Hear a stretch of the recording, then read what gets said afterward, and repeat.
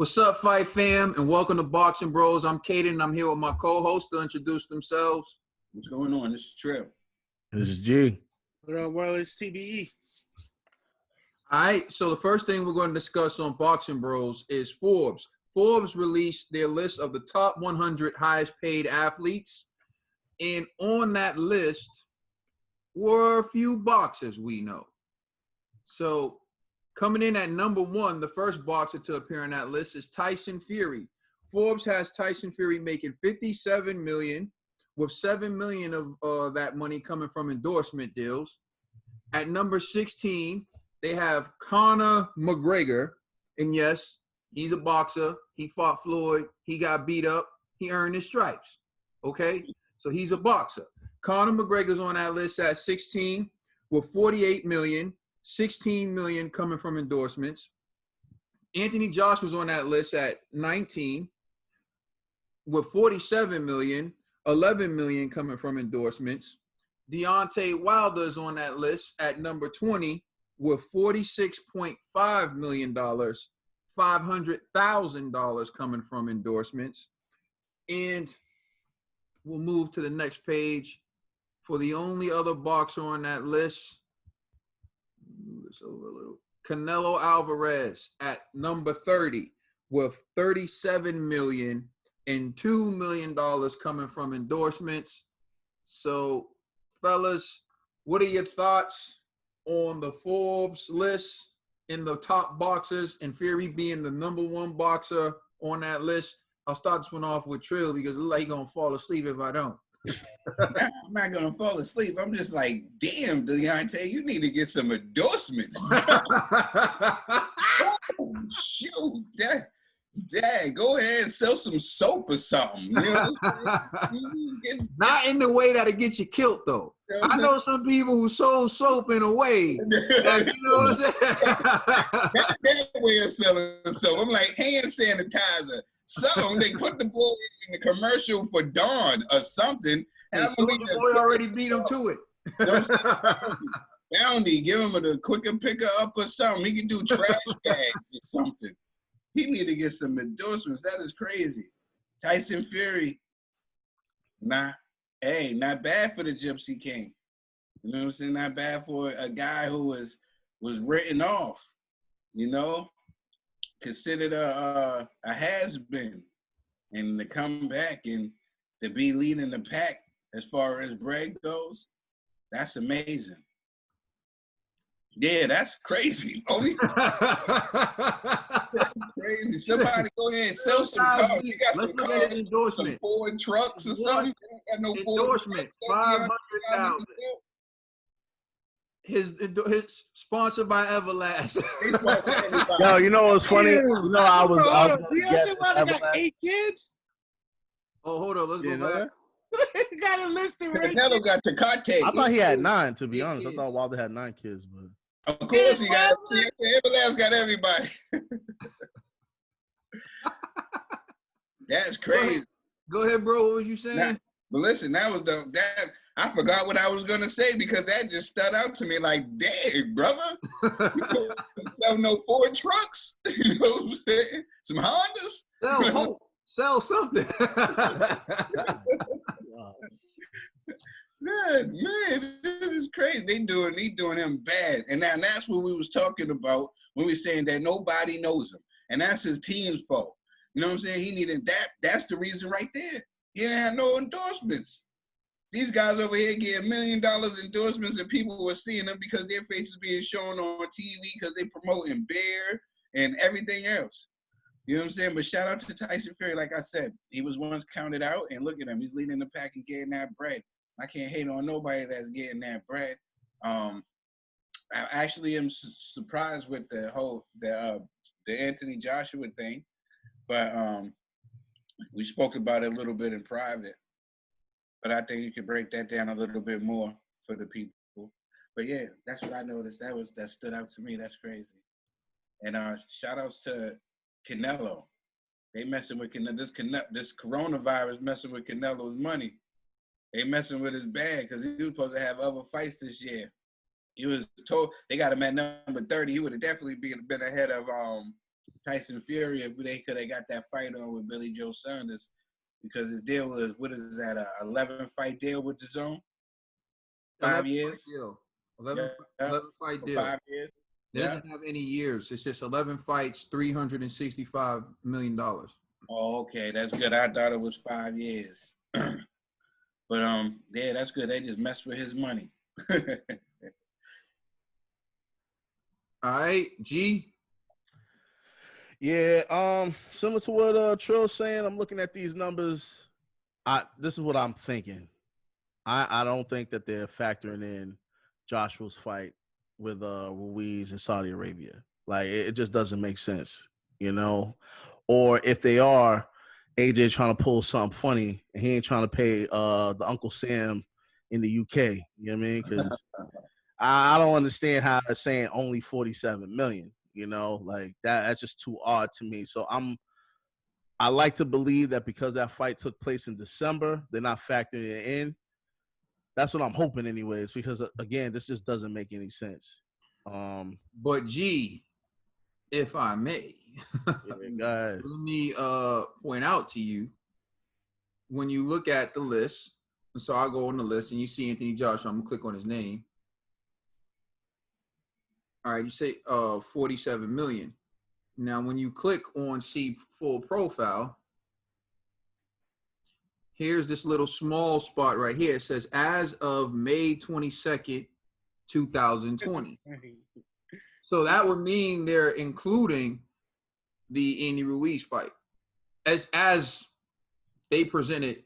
Man, right listen, man. The Eddie, you see, this is where I start hating on Eddie because I feel like Eddie's all up in his pockets then. Because we need to look up Eddie Hearns' Ford. How much did Eddie make? You know what I mean? How much did Eddie make that year? Buckle Bros, Eddie Hearns. That's what I'm saying. That's what I'm saying. This will make no sense, man. I don't know, man. Like, I thought he made like 80 million, but hey, it is what it is. That's what we heard. Yeah. So, hey, you know, like it makes Joshua, sense. They said, Joshua, you're gonna make 80 million for this fight. Eddie was like, that's right, and we're gonna split it 3 ways. It was Eddie, the Zone, and Joshua said we're gonna split it 3 ways. Okay, 30 for me, 30 for the Zone, and you can get whatever's left over. Yeah, it's just wild. But honestly, it makes sense with the Fury and Wilder numbers because, you know, they went back to back. So, you know, salute to them. That makes sense. The Canelo, unfortunately, you know, Trill is right. You know, this whole quarantine thing, man, is messing with his money. So, you know, and I like to believe I know the Kovalev fight was like, whoa, that's like a, you know, light heavyweight, but I don't really think it was as popping as like a Triple G fight. So, but actually, no, man, it doesn't even matter because it's the Zone. So I think he gets a flat fee regardless. Yeah, man. Either which way, man, it's looking tough for everybody, man. Like, I guess the person that looks the saddest is Canelo because wasn't Canelo like number 1 last year? He was number 4, I think. Number 4 for all athletes, but he was number 1 for boxers. Yeah, he was number 1 for boxers. Yeah, he was number 4 overall. He went from number 1 to possibly number 4 or 5 for boxers. So, hey, man, quarantine life. So, are you saying he should get rid of Oscar? They're just business associates at this point. Hey, man. All right, Ned. Man, listen, I'm calling somebody. There's some bias going on. Somebody's in cahoots. So PBC, Top Rank, the LDBC, Forbes, whatever. Somebody's in cahoots because this don't make any sense at all. Like my man AJ made what $70 to $80 million in that second fight, and he got paid $20 million in the first, and you only made 36 in winning salary. That's just ridiculous, and it don't make sense. And Wilder made more in purses than AJ did. It just doesn't. It's not adding up. I don't know. We saw the numbers. We've been arguing. We've been battling this for years, and all of a sudden, out of nowhere, the Forbes want to prove G right. It doesn't make any sense. Well, Forbes isn't proving me right. They want to try to prove you right, or they I don't know. I don't know what year. Yeah, I'm like, yo, Ned, man, it's all right, man. But No, I we never used to made the argue claim with that the Wilder makes more than AJ. No. When we had the argument about 50-50, who deserves, if they were to ever fight, who deserves 50-50, and then now this man is pulling out Bro, money. Hold on. You do know Wilder had 2 fights. Yeah, two fights with Fury. 2 fights with Fury, yeah. He had Ortiz in Brazil. Those fights. Yo, bro, he has 2 fights factored in. AJ only has 1, bro. 1. That's what I'm saying, yo, Ned. You're not factoring. They didn't factor in both Ruiz fights. Ruiz's first fight was factored in to last year's. So Yeah. how is this not 2019 in total? Like, or is it what? No, bro. No. That's that. I don't know how the Forbes work, but that they need a conspiracy. I'll give you credit. That is an awkward way to do things. However, we did discuss this before. Exactly. And we broke this down. All right, so it's just the beginning. We midway through 2020, Corona messed up some people's money, whatever. But don't worry, come end of 2020, you'll see it'll be a different outlook on their pockets. But I'm still not buying Wilder's money, but whatever. After a fight's flop, you're leaving with a negative, and that's it. That's all I gotta say. All right, so a few things. One, they're factoring in based on what I see is they're factoring in for Deontay Wilder and Tyson Fury. They're factoring in the fight they had in December and the fight that they had in February. And Joshua, they're just factoring in the rematch that he had. So they're factoring in the rematch, 1 fight for Joshua, 2 fights for Fury and Deontay Wilder. And when you look at it, it was the 2 biggest fights of their career, especially in terms of payday. But there are a few things I want to break down, which to me, I still have questions about. So I'm going to share my screen. Break it down, brother, because I'm going to end it with a question. So here's an article that was written by CBS Sports.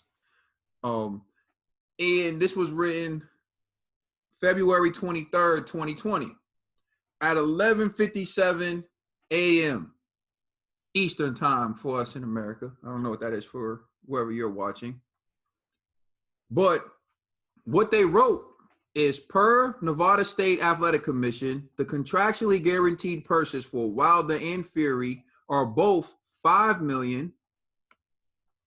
However, as noted by Dan Rayfield, both men are actually guaranteed more than $25 million plus a percentage of pay-per-view receipts. Those numbers are an increase from the first meeting where they were guaranteed $4 million. Well, Wilder was guaranteed $4 million and Fury was guaranteed $3 million. Now, let me just break something down.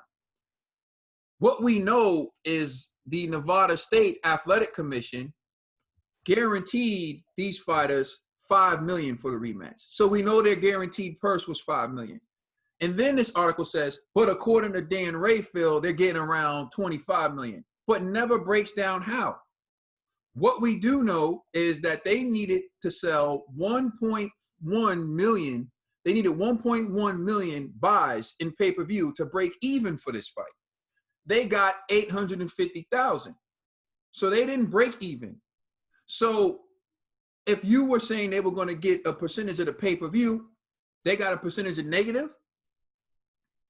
If they were an artist who the label backed to put out an album and their album didn't break even, they would owe the label the money if this was the music business. But getting back to the boxing business, how can they be guaranteed this money when if you're contractually agreeing for a percentage of the pay-per-view and it does poorly, then you do poorly. You don't still get paid. You get a percentage of what didn't break even. So my question is, how does Dan Rayfield come up with this, but it's really around 25 million? See, there's no real logical explanation for how these guys arrived at this 25 million for the salary. when the only thing that was guaranteed, and it's fact, and you can check for yourself, because the Nevada State Athletic Commission always releases the guaranteed purses. Contractually guaranteed purses for Wilder and Fury are both $5 million. So here's my question. This is like an oxymoron what's written here. It says, so, the contractually guaranteed purses are $5 million for each fighter. However, as noted by Dan Rayfield, both fighters are actually. So who do you believe? What's more reliable? The Nevada State Athletic Commission or Dan Rayfield, right? So another thing that's, I don't understand is this is Forbes' highest paid athletes, right? Let's check out Forbes magazine. An article was written. Let's check the date of this article. Unfortunately, man, when I'm sharing the screen with Zoom, it acts up. All right, here we go. December 6, 2019. Purses, records, odds, everything.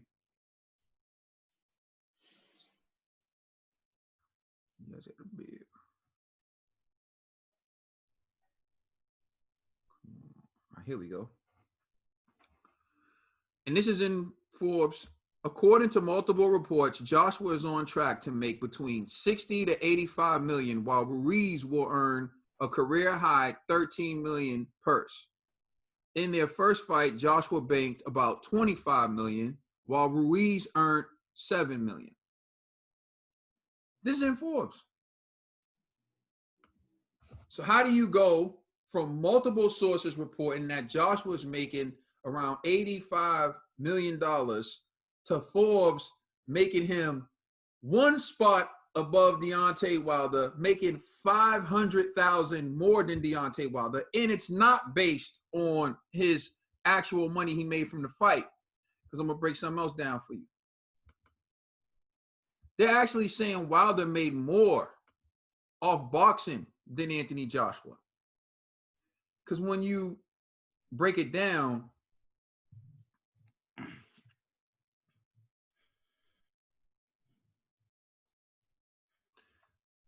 $47 million, but pay attention to where the cursor is. $36 million from salary and winnings and $11 million in endorsements.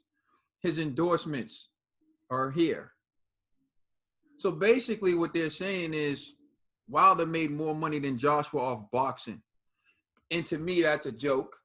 I don't know where these numbers came from, but, like I said, you can, and I used to think Forbes was credible.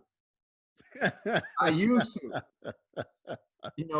but after, reviewing this, not so much. Yeah, man. It's not adding up, man. It's not making sense. Listen, fellas. Your man AJ ain't paying his taxes, bruh. That's why. AJ should pay his taxes. Might be blowing AJ up. He might have wanted to take half. That's what I'm saying. He was like, yo, you know what I'll do with this half on the book. You know what I mean? We might be blowing him up. AJ better pay that money. There's nothing worse than tax evasion. You better ask Wesley Snipes.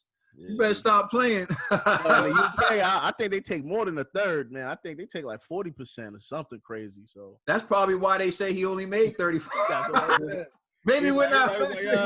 He's like 80 what? Nah, let's bro. not do that. Maybe we dry snitching on AJ. Maybe we might be dry snitching. He's like dry snitching. Tens and 20s. What's the first version of the IRS about to audit this dude? Man? Y'all got anything else to add, brothers? Man, I'm saying something isn't adding up, but I'm done. But congratulations to Fury and Wilder making the list, even if it's a bit sketchy. And shout out. Hold on. I did want to say one thing about the Wilder Fury. This is my conspiracy theory. So the reason why their salaries are so high, I think it's the networks paid them. You know what I mean? Like, I don't think it had anything to do with the pay-per-views or the promoters. I think Fox and ESPN probably threw them both a bag, and it could be for leverage to negotiate a 50-50 with AJ. You know what I mean? That's what it could be possible. So And Well, shout I out know to Nat for But putting that it was in a my waste ear. of money. And even that was a big waste of money. Yeah, hey. Hey, all I'm saying is we know on Deontay's side it wasn't from endorsements. Yo, put some respect on Everlast's name. Make sure to check out our podcast on all major streaming services. It's the Boxing Bros.